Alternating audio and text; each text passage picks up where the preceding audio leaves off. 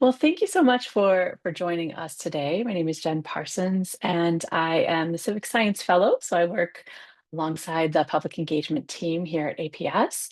And my background is actually as a community and public engager in a science museum setting. So a lot of what you'll hear today is from my own personal experience in forming the types of partnerships between science and society. I also want to acknowledge that the current climate that we're in, the polarization we're facing, the hardship of both science and scientists, is this unique situation for many of us. And I want to offer the idea of partnerships as a way to start building trust and meaningful relationships within our communities. Thank you so much for participating in our poll. That will help us in the future. And at the risk of dating myself a bit here, I want to welcome you on a little bit of a journey with me. And if I say that I do remember the first time that I played the original Nintendo Zelda game and remember this exact screen, there was a kind of a sense of excitement about where I could go and what I could do, but also that idea of danger. It's dangerous to go alone, so take this. I am just going to invite you all to think of partnerships as your hidden strength. It may not be dangerous to go forward in public engagement alone, but it's certainly less efficient and it may limit your impact and relevance. And relevance is really the name of the game here when we're building trustful relationships. So, you don't have to go forward alone when you're planning any sort of community engagement event. The types of community-centered engagement that we create can be more sustainable than isolated outreach. And this is a big lesson for me as well as a museum director. I remember when we started being very intentional about the way that we formed partnerships, we saw greater impact throughout our community. And so I want to welcome everybody to think about how you might start to do that in your own context. This could also be seen as even more relevant and important considering the current actions and kind of general uncertainty in scientific communities. We need help. We can't go it alone, and we need our communities by our side. I also want to point out, though, that one of my favorite words is community, and we realize as a team how much we use that word. We use it all the time. So I invite you to think about all of the different ways that you're in various communities. You might be in a community of scientists, in a research lab, or in an industry setting. You might be in a university community. There are communities of researchers and communities based on location, communities online based on like-mindedness or shared interests. What we're looking at here today are the communities that are local. So possibly neighborhood, city, county, depending on your own context. And those actions that engage the local publics, the people who are in and around where you might practice your science, but who often are not a part of the scientific endeavor. Those partnerships can increase relevance and trust and connection. And the assets and partners that we're looking for might be things like funding, they might be spaces to hold events. It could be community knowledge that we don't have if we kind of stand alone as an isolated researcher. And it's not just about it's not we are looking at shifting this general model of public engagement. And you notice that I haven't said the word outreach yet, but I'm going to say that right now. Outreach is kind of a model of history, right? Scientists often existed in spaces where knowledge is produced and then disseminated throughout. We're challenging everybody to think about how we can shift that model a bit and partner within communities. It's not just about giving lectures to people who show up to your institution, whether that's academic or industry. And if you're interested in learning more about how to really get started in those types of public engagement events that are more dialogic, more two-way, more beneficial to communities, we do have a previous webinar that I think our team is sharing in the comments. So again, bringing up my nerd credits, like any great fellowship or team of partners, it really helps to understand your own strengths and needs and also those of your partners and those of your audiences when you're assembling this coalition to embark on your own journey, the journey of public engagement. So what are the groups that need to stand together and mutually benefit our work and the work that connects science and societies? That type of building, that coalition building, requires careful planning.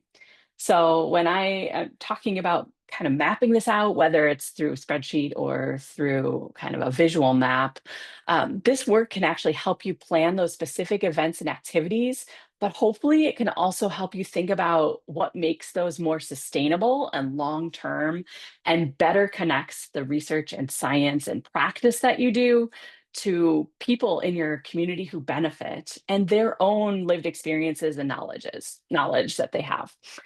So what can we do to open those doors? What can we do to connect throughout our neighborhoods?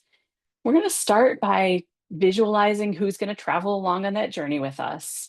And again, remind ourselves that these types of supportive and resilient communities, and I mean that kind of in a scientific term, the types of communities who support science and stand up for science, they don't just happen, they require careful intention. By the end of today, there's not an expectation that you're going to map out your entire ecosystem of existing and potential partners and assets and everything that might be available. But hopefully, the tools that we're going to work through here today should give you a good starting place.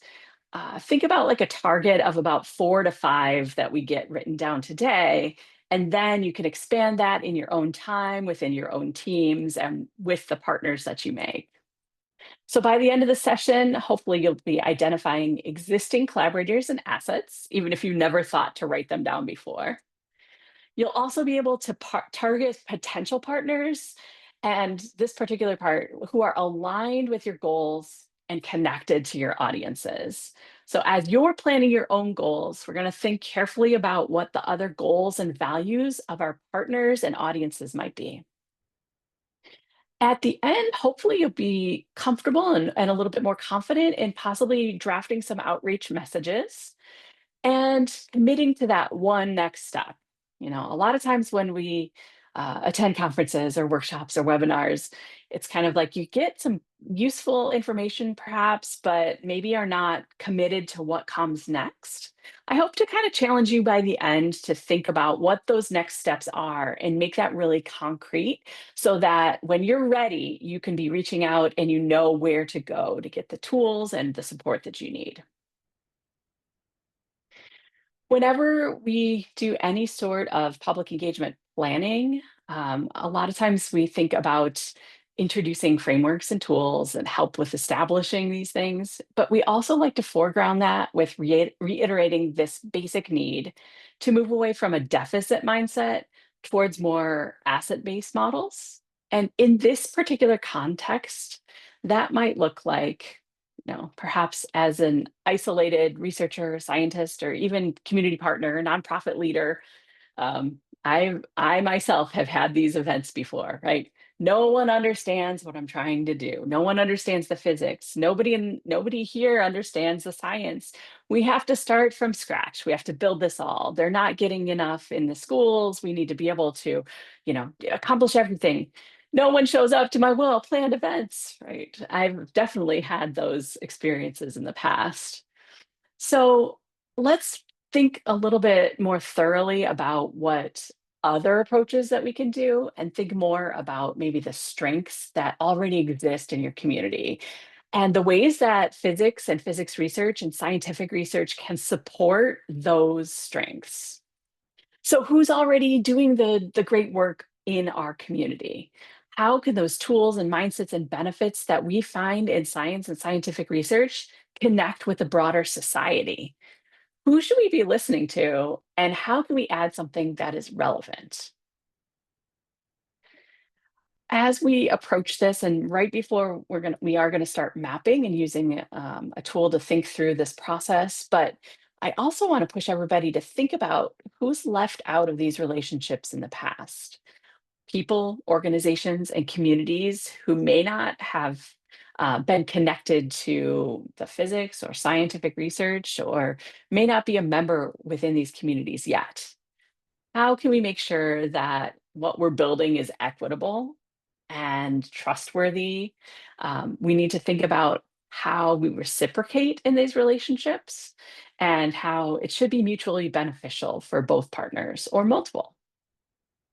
Valuing community knowledge, understanding the lived experiences of your partners is something that we can do to demonstrate to them, but also to improve the science that we're doing. Acknowledging the time constraints that are in your own life, in your own practice and research, as well as your partners, and kind of acknowledging that up front, being prepared to figure out who's lifting which part of the load, is definitely something to plan out and structure before you jump in.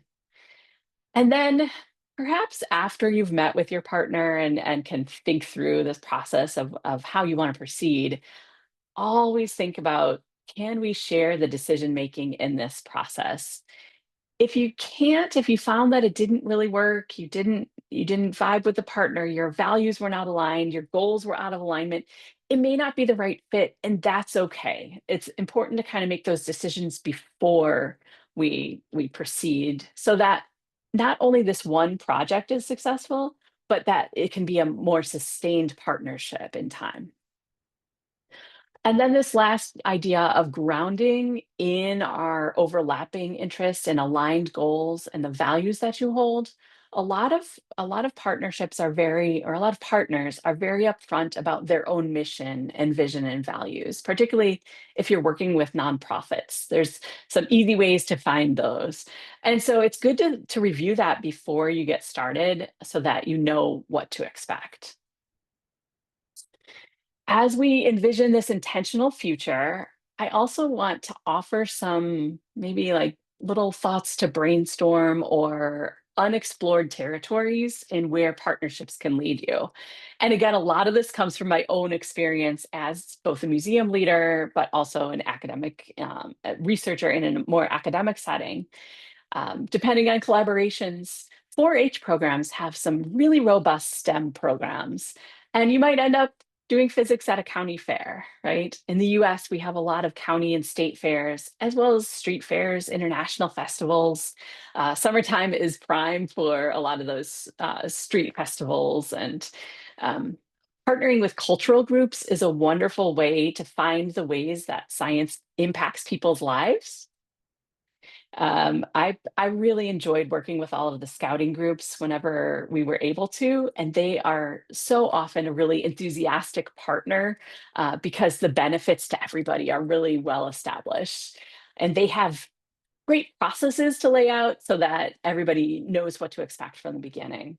I've participated in partnerships where we end up in state or national parks as well. And then, of course, with the current funding landscape, those local funding opportunities and state funding opportunities might become more valuable or more important in this moment.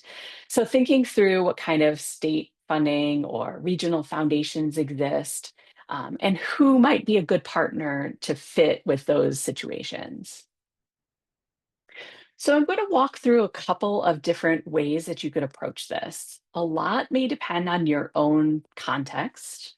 And as you're thinking about those supportive and resilient communities, start start thinking about who should be on your partnership map. If you were going to map out all of the both existing and potential partners, and then we're going to share some links so that you can use these tools. I have some that may be more in a spreadsheet form if you like to think about it like that.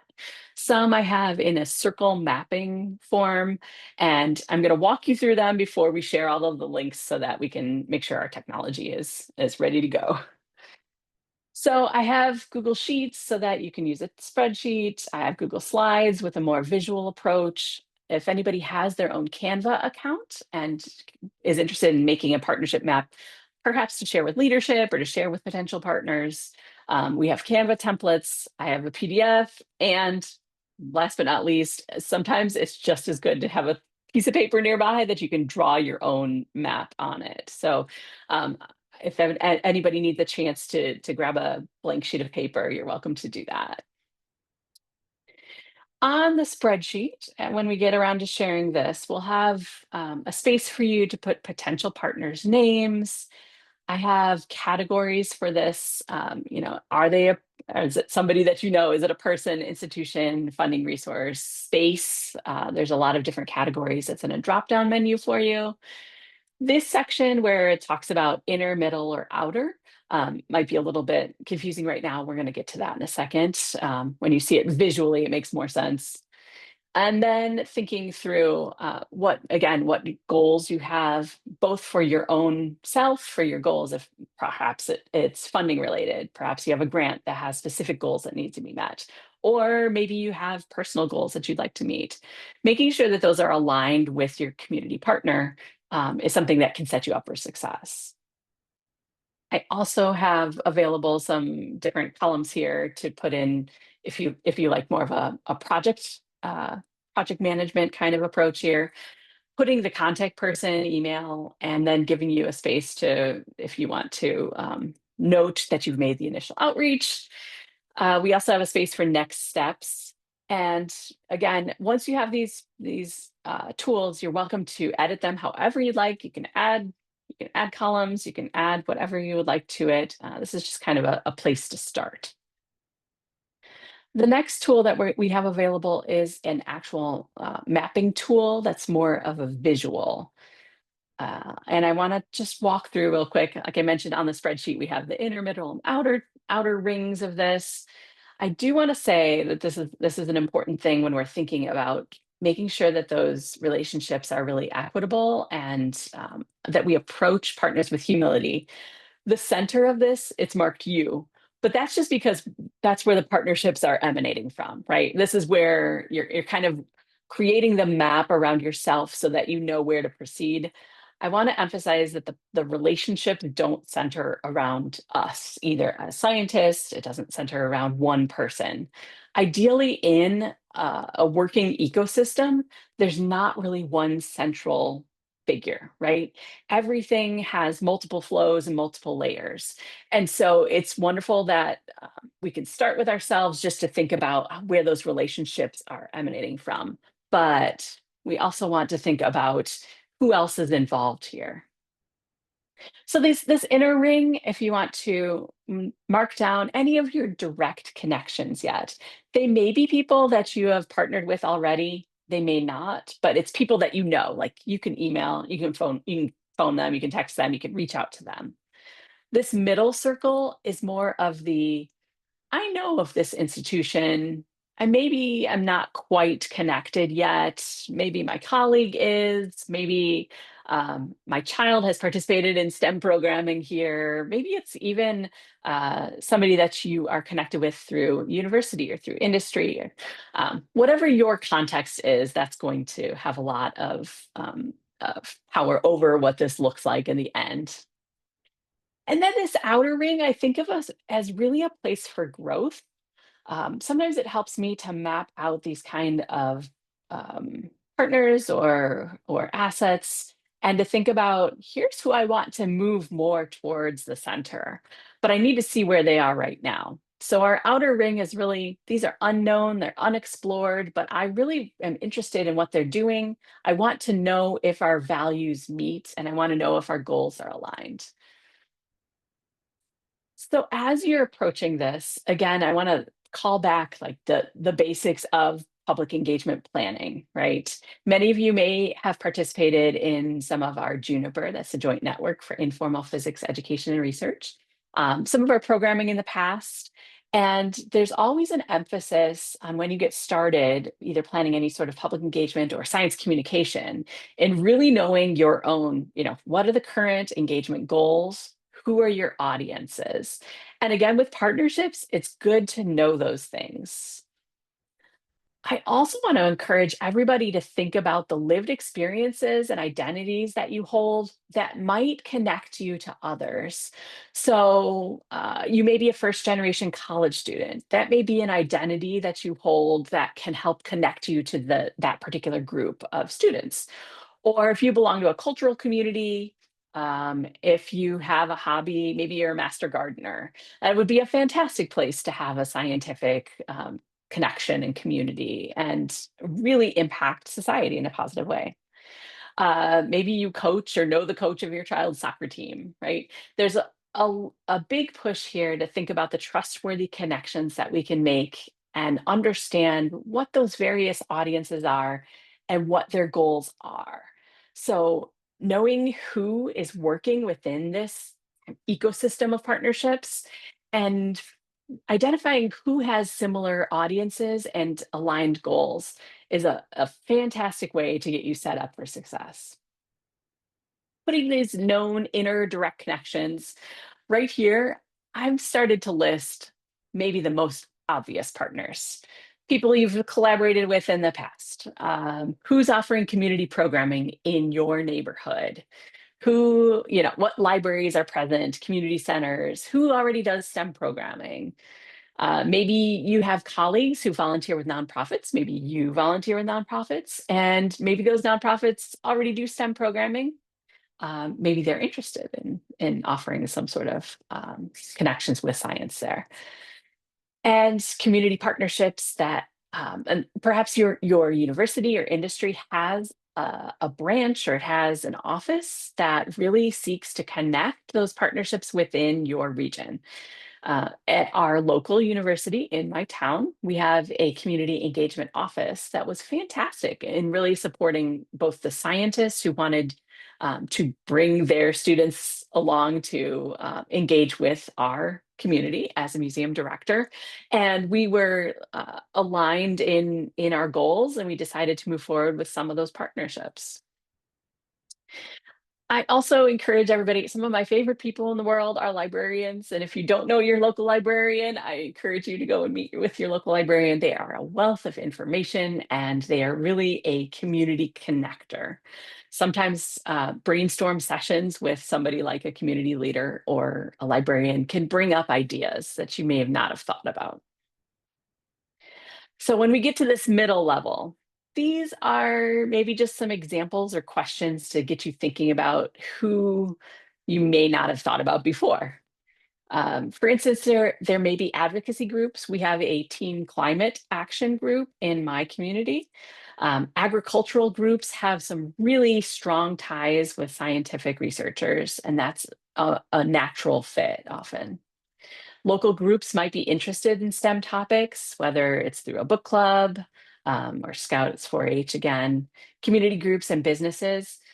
When you are a part of a nonprofit or in that nonprofit ecosystem, a lot of times we know all of those partners or all those potential partners. So bringing our scientists in to be speakers at science cafes or speakers at a Rotary Club, I'm pretty certain that a lot of Rotary Clubs would be very interested to know about what your research might be able to do for their communities. They're very engaged and very supportive.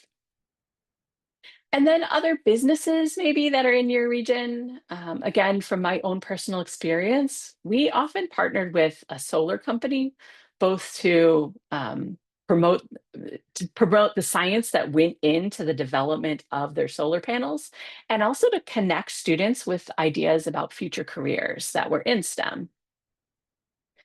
Again, here's just kind of a basic list of you may know some of these organizations in your region, in your community, but maybe you've never thought about how you could connect with them.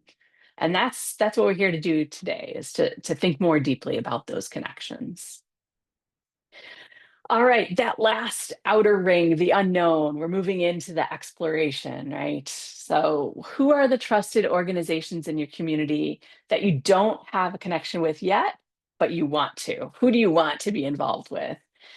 A lot of times, we would often look for spaces that could be good settings for an event, and that would lead us to partnering with other organizations that we didn't even consider before. Public service agencies are often very willing to work with scientists because they're interested in how science can impact the public's life. And then if you know, I have this sense that at every university, there's this one really, really engaged person in their community, and they seem to know everybody, right? They know who organizes all of the festivals. They know the cultural celebrations that are happening, the farmers markets. Maybe they're really active in posting on social media about all the events coming up. If you find that one connector person, they are often just a wealth of information about what's happening in your own community if you're not familiar with it yet. And so I invite you all to see if you can think about who that might be and whether or not they'd be willing to meet with you and brainstorm a little bit.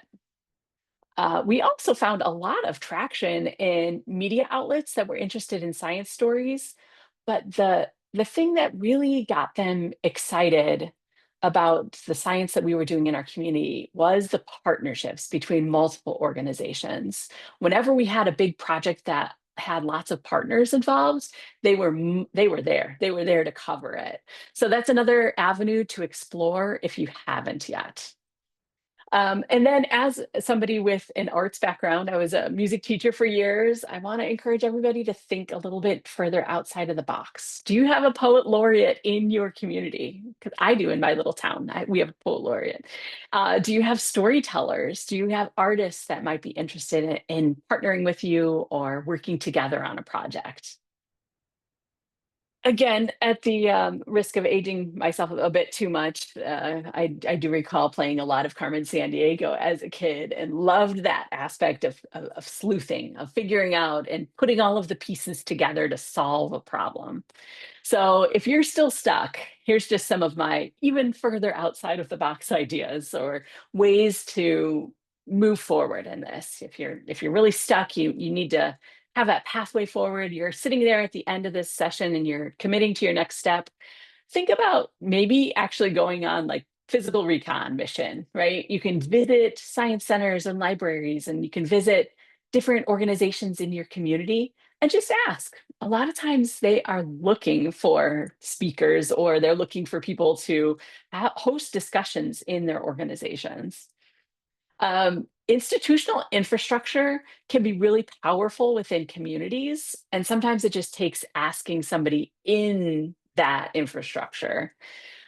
Also, if you are searching around online to learn more about perhaps potential community partners, don't discount platforms. Idealist.org is a way to search for jobs, but it also has a nice collection of nonprofits that you can sort by zip code. And candid.org is kind of a certification for nonprofits.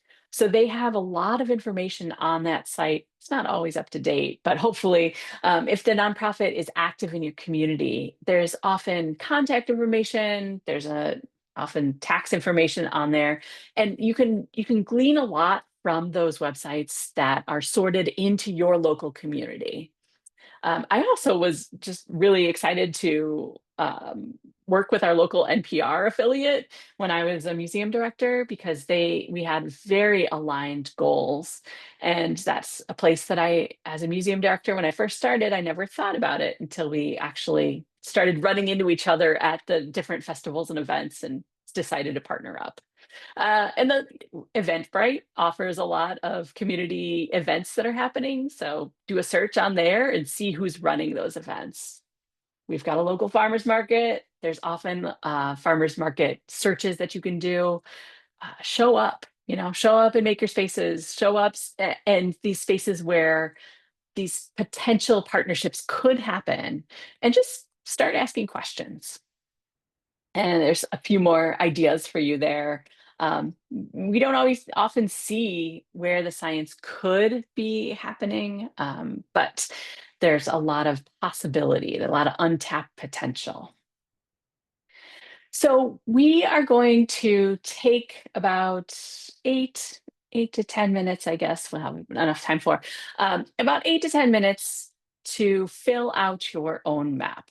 Now, this again, it could be in one of the digital formats, the spreadsheet, the Google slide. It could be on your own paper. And then after we're done, we are going to come back and discuss how you make that first contact with potential partners. How do you approach them with humility? Let's set a goal for each of us to have about 4 listed on your maps. But if you can't think of them, completely understand. And also, if you get stuck or if you need a little tech help, we're going to leave this room open. And I think we may even have some music in the background just to set the scene for everybody to do a little work on their own. But we'll also open a breakout room that you can pop into and we'll meet you over there to answer specific questions. If you need a little one-on-one support, and I can walk you through anything about these maps, or if you just want to bounce ideas off, sometimes it happens to, helps to speak them out loud. If you find yourself stuck and you need some help thinking through this pain point, you can either raise your hand in the Zoom or you can put your request in the chat, and we'll make sure to get you into a breakout room and we can talk about it. Okay, so I am actually going to stop sharing in case I need to jump into any breakout rooms. All right. We can, yeah, thank you. Thank you for that. Fantastic. Does everybody have a good map started? I'm going to share again. All right. Is that visible for everybody? Wonderful. Okay, so just for a minute or so here, does anybody have anything that they learned from this? Do you have a sense of where the most names are? Was there any surprises that came up in this? Did you notice that somebody was missing, or you notice now looking at your map? Is it really obvious if somebody's missing? Where is the most potential for growth? Anybody have any surprises or additional ideas that this group might find helpful? I know sometimes being in these spaces and learning from one another is the most helpful piece of it. You're welcome to unmute, or if you'd like to pop in the chat. So you can kind of stand back and look at your map and think about, all right, what are my next steps? What am I going to do? What's realistic? How can I make sure that this partnership is equitable? And, you know, any sort of sustaining partnership is going to be mutually beneficial for all partners. So thinking about those future partnerships, possibly in the middle and outer rings, who benefits and how? Are your values aligned? Can you put that in, it may not happen now, you may not know their values really well, but after your first meeting, ask yourself, are our values aligned? Are there things that make a lot of sense about this? And then what is that capacity and time?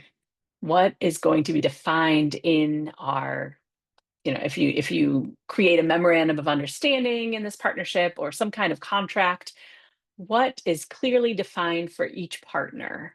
What kind of capacity do they need, and how much time is it going to take? Can we share decision making? That again, that's one of the biggest questions coming out of this. You're feel free to jot these down on your actual map, or if you know some of the answers to this already, being able to ask and answer these questions can be the difference between a partnership that is a one-time event and a decision to uh, not partner again in the future, and to create the sustainable and very connected and interconnected relationships with partners that can be really impactful for our communities. All right, so when you're sitting back and trying to make that first contact, right? Everybody's needs need to be met, your own, your partners, your audiences. How are you going to frame that email and or phone call or introduction that's going to invite this type of partnership that you can see in the future? You want to think a little bit about what kind of format you're going to use, what intent you have. Think about the tone of your letter, if it's a letter or email or text. Think about how you want them to feel about partnering with you in the future. Um, and what maybe some pitfalls to avoid here. Some organizations actually have volunteer training, and you can volunteer and go through their training and learn a little bit more about their programs before you decide to say, hey, let's partner on a project or partner on something that we want to work on together. You don't have to start from scratch, right? We have some templates to share with you. If you are not yet connected to NISENet, there is a fantastic, overall, it's a fantastic resource if you're interested in building this kind of STEM ecosystem in your community. But there's also some existing templates that are already there on their site. It's thank you, Ali, for sharing that link. Um, the one that says an invitation to collaborate, which gives you kind of a call to be able to email them, and the MOU are two of the most helpful that I've found on here. Think about all of everything that you want to achieve and all of the questions that you want to get across and how much of that you can get across in that initial contact. So, or your next step, if everybody can take about 30 seconds right now, reflect on this process and maybe all of the different partners and potential partners in your neighborhood, in your region, and think about what you want to do next. Is it that I want to send a text? I want to send an email to this potential partner. That is my next step. Or I need to take about 20 or 30 minutes and do some internet sleuthing and figure out maybe, who looks like they might be a good potential partner in my neighborhood. I can add them to my map later. You may actually write down for your plan. The next time that I am at my kid's soccer game or softball game, I'm going to ask this question of this friend who I know volunteers at this organization. So think about all of the different ways that you are connected and plan that over the next week. I will go. Go ahead and write that down. And if you're willing to share and you want to share it in the chat so we can all plan together, please feel free to share with us what your next step is. I also want to make sure that everybody has available before we sign off today, all of the different resources that are available through APS and also, like we said, through NISENet. We're not starting from scratch. We're not reinventing the wheel. We got email templates and an MOU template, right? This is their email template. This is their MOU. They're fantastic. If you are you're looking to have a specific community project, the American Geophysical Union, they have a program called the Thriving Earth Exchange, and they connect people. They connect scientists and communities. Communities can actually apply. They say, I have this problem that we think science can fix. And then they do the work to connect scientists and that community. It's a really fantastic program. And you can actually just get on their list as like a standby volunteer. We also have the Juniper, and I mentioned that earlier, the Joint Network for Informal Physics Education and Research, and the STP, Science Trust Project. We have a couple of mailing lists, which are now in the chat, and future events that are coming up. And if there was anything today that you really sparked an idea and you want to reach out and talk about it, please reach out to us at our email. It's on the screen there, publicengagement@aps.org. They can get you in contact with me personally if you want me to schedule a quick meeting to walk through some of this, or if you have ideas about what we can do for the future.